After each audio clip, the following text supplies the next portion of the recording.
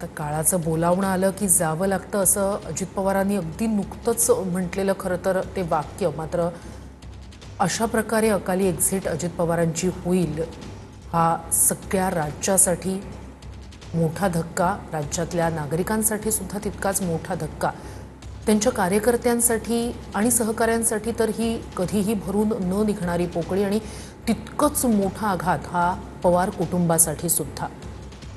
पवार कुटुंब काटेवाडीमध्ये पोहोचलेलं आहे. काटेवाडी हे पवार कुटुंबाचं मूळ गाव.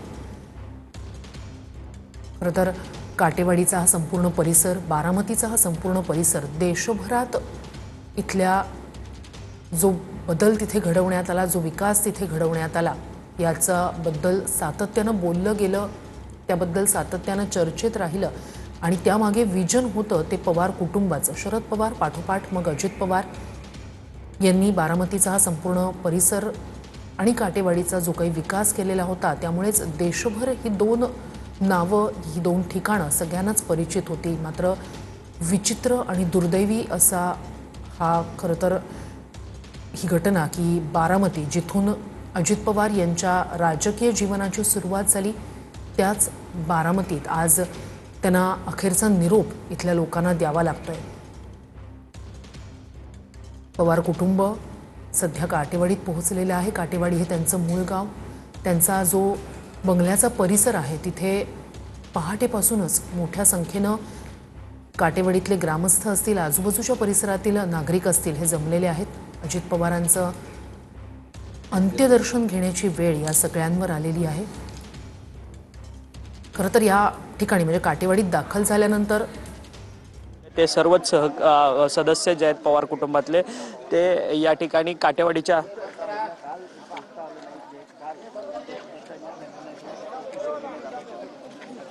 नक्कीच आपण पाहिलं तर काटेवाडीच्या अजित पवार यांच्या या निवासस्थानी संपूर्ण पवार कुटुंबीय जे आहेत ते येताना आपल्याला पाहायला मिळत आहेत. आणि संपूर्ण पवार कुटुंबीय आता काटेवाडीच्या संपूर्ण या त्यांच्या मूळ गावी असलेल्या घरी या ठिकाणी दाखल झालेलं असल्याचं आपल्याला पाहायला मिळतं. थोड्याच वेळात अजित पवार यांचं पार्थिव शरीर जे आहे ते काटेवाडीतल्या त्यांच्या या मूळ घरी आणलं जाणार आहे आणि त्या ठिकाणी अंत्यदर्शनासाठी त्यांचं पार्थिव शरीर जे आहे ते ठेवण्यात येणार आहे.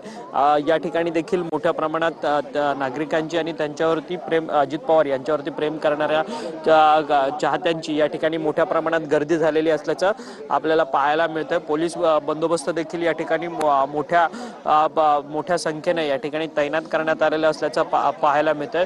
थोड्याच वेळात अजित पवार यांचं पार्थिव शरीर जे आहे ते या ठिकाणी अंतिम दर्शनाकरता काटेवाडीच्या या त्यांच्या घरी ठेवण्यात येणार आहे आणि या ठिकाणाहून पुन्हा त्यांचं पार्थिव शरीर जे आहे ते विद्या प्रतिष्ठानच्या मैदानावरती घेऊन जाण्यात येणार आहे आणि त्या ठिकाणी त्यांच्या पार्थिव शरीरावर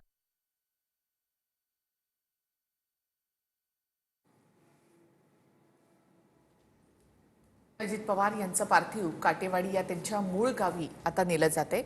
अजित पवार आणि बारामती हे जसं नातं होतं, तसंच अजित पवारांचं मूळ जे गाव आहे काटेवाडी, त्याच्याशी देखील अजित पवार यांचं एक वेगळं नातं होतं. आज संपूर्ण काटेवाडी त्या ठिकाणी सुन्न झालेली आहे.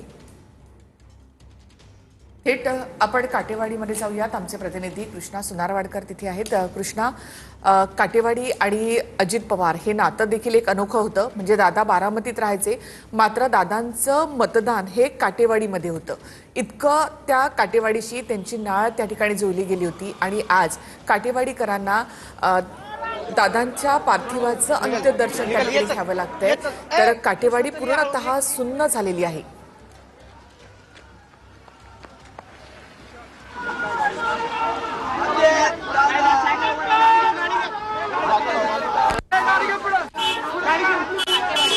काटेवाडी